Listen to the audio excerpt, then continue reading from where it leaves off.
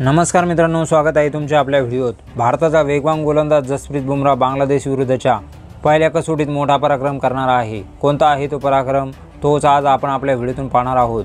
त्या अगोदर चॅनलवर तुम्ही नवीन असाल तर चॅनलला सबस्क्राइब आणि जसप्रीत बुमराहचे कट्टर चाहते असाल तर व्हिडिओला एक लाईक जरूर करा।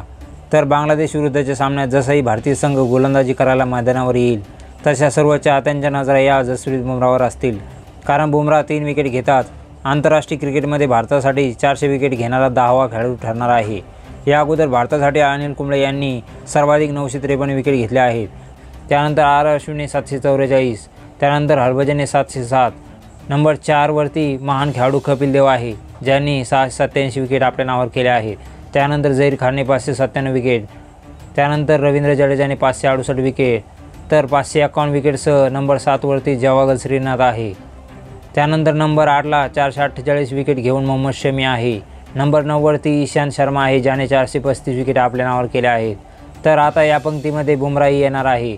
400 विकेटचा आकडा पार करण्यासाठी त्याला केवळ 3 विकेटची गरज आहे। महत्त्वाचे म्हणजे 400 विकेट पार करण्यासाठी तो आर अश्विननंतर सर्वात कमी सामन्यात हा कारनामा करणारा दुसरा खेळाडू ठरणार आहे। तसं पाहायला गेलं तर बुमराहला या मालिकेसाठी विश्रांती दिली जाणार होती, मात्र विरोधी बांगलादेशने पाकिस्तानला त्यांच्या घरात जाऊन पराभूत केले। याच कारणामुळे टीम इंडियाने आपले यॉर्करचे ब्रह्मास्त्र बाहेर काढले आहे। चेन्नई कसोटीत हे ब्रह्मास्त्र कसे काम करते ते पाहणं महत्त्वाचे ठरणार आहे। मित्रांनो, भारताचा यॉर्कर किंग जसप्रीत बुमराह हा कीर्तिमान पहिल्या सामन्यात करेल की दुसऱ्या सामन्यात, ते आम्हाला कमेंट करून नक्कीच सांगा।